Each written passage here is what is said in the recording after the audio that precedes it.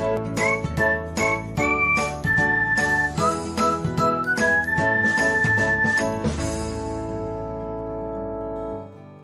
everyone, welcome back to another episode of Technologyglance.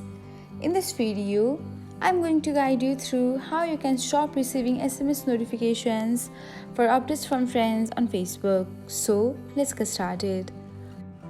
Watch till the end and don't forget to subscribe to Technologyglance by hitting the subscribe button and press the bell icon so that you'll never miss another update.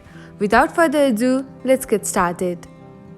First of all, open the Facebook app on your device. Next, tap on Menu and then select Settings. After that, tap on Notifications and then select Updates from Friends. Next, toggle off the button beside SMS. And that's it.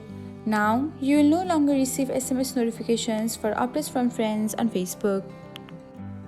Thanks for watching. If you found this guide helpful, we will love it if you hit the thumbs up button below.